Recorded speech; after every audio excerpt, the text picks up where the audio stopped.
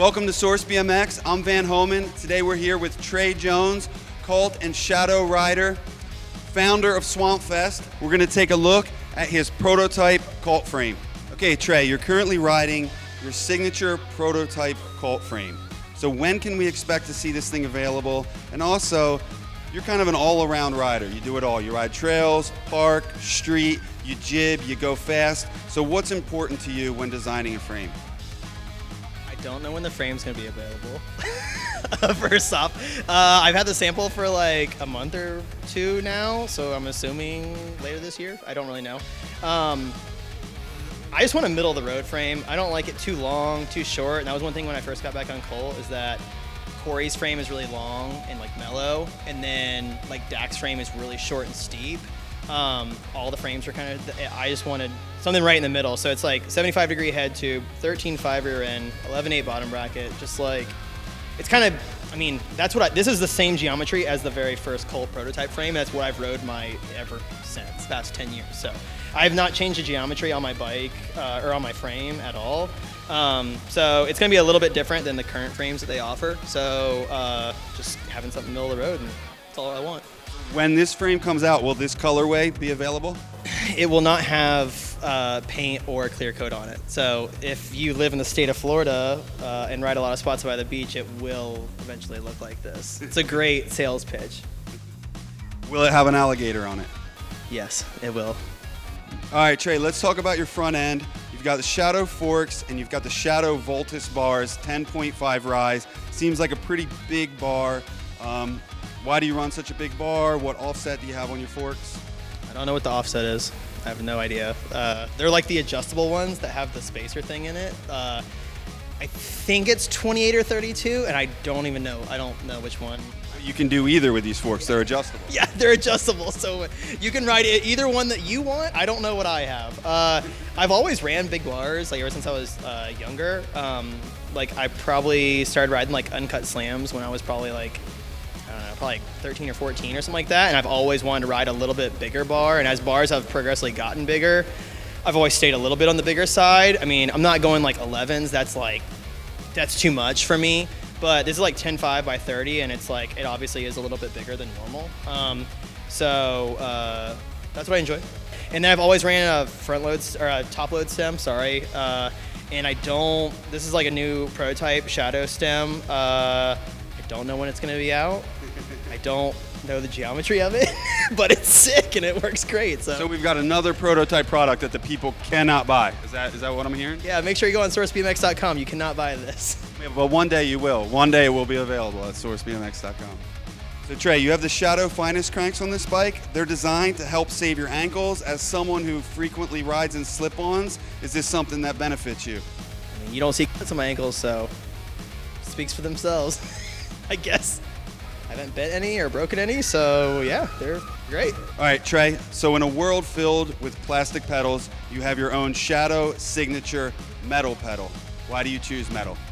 Because metal's the best in everything, bikes, music, anything. No, I don't know, I've always ridden metal pedals. I do quite a bit of crank arm grinds, and I don't like, this is gonna sound weird to say, but like, I don't like how fast plastics slide. Like I kind of use the resistance for like balancing. And I've just rode them forever. Like I've always just ridden metal pedals no matter what it is. But yeah, they're great. I love them.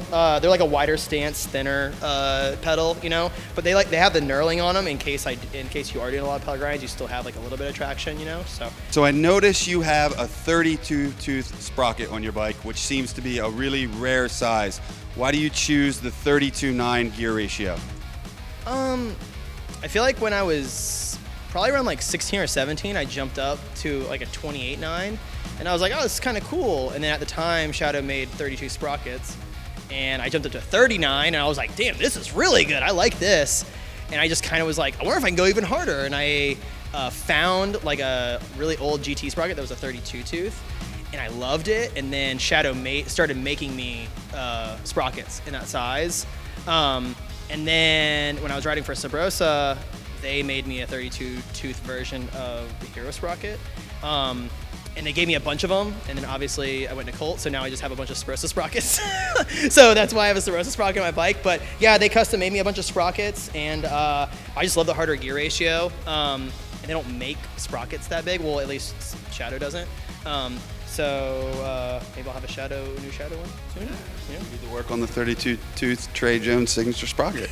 That could be one more product that you on your bike that you can't buy. That you can't buy. You can't get this. So this chain is looking a little rusty, but it is the Shadow Supreme chain, one of the most trusted chains in BMX. Obviously, it's important to trust your chain. What do you like about this chain, and do you feel like it's worth the extra money for this chain? Oh, hell yeah, for sure. This thing, I mean, I've literally beaten the shit out of this one, and it's completely fine. Like, it's, obviously, like, I did a lot of pedal grinds like that, so I'm grinding, like, on my chain and stuff. I don't like guard sprockets at all. So if I'm doing, like, a sprocket hop over or something like that, like, I'm on my chain, like, literally the whole time. And I've never broken one of these chains. Like, they're literally, it's like, and I'm not just saying that as, like, a sales pitch or something like that. They're literally just, they're brutal. And they're great. I mean, obviously, this one is destroyed, and it's still riding it completely fine. So, not to be a sales pitch, but it is the best chain on the market. Yeah, I mean, the Shadow Supreme chain, it's rusty, it's beaten, it's battered, and it still won't break. Yep, it will. It will not break.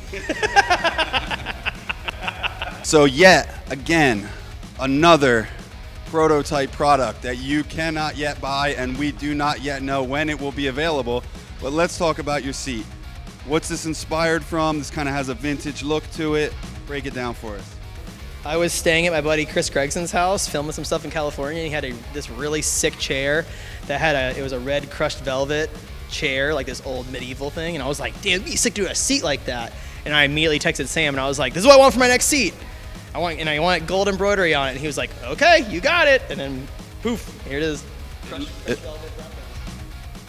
Crushed velvet drop nose seat. Have it. Looks beautiful, and no clue when it's available. Probably eventually. It probably will be for sale at some point. Look for the Trey Jones drop nose seat available eventually. All right, Trey, so something else that's unique about the seat is it has rails on it, and you also have this titanium seat post. Why'd you choose rails, and why this post? I don't like pivotal posts. I just don't like the hole in the top. I don't like the way you can see the bottom. I also just like older shit, period. Like, you know, so I always liked a railed seat, and it was funny. Like, I always begged Sparky's like, hey, I want to do a railed seat, and then they never wanted to do one. And then all of a sudden they were like, hey, guess what? We're going to do railed seats. And I was like, oh, it sounds like a great idea. We should probably do that, you know? So now I get to ride railed seats, which is great. But I have it on a titanium Shadow seat post. This seat post is probably from 2003, maybe 2002. I don't know, somewhere around that era. I was at Chenga 2, probably 3 years ago, and I saw it in the case, and I was like, holy shit, they have a Shadow tie post. And I asked the guy, I'm like, hey man, how much you want for the post? And he's like, $120. And I was like, Jesus! Which is like the retail price of it.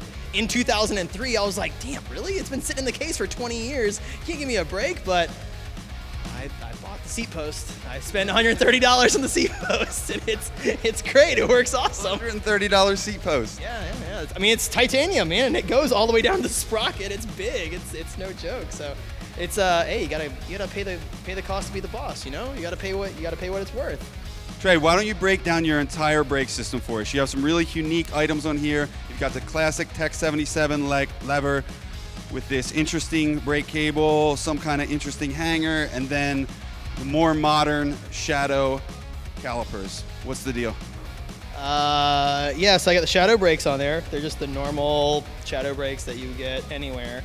They allow for the bigger tire? I ride 2.3s, so I'm not riding like a 2.5 or something like that. But yeah, they work great. They're awesome. I have this Tech 77 lever that I found in the shed at my house that I set up. It was like an old I think it's an old locking lever because it's got a big hole in it. But I took the locking thing out of it. And then I have a no-con cable that I pieced together. And interesting fact about this cable is that all these red pieces used to be on Mike Spinner's bike when he was like 17 years old. So these may have done the first 1080? It's possible. It did. It did. Well, it did.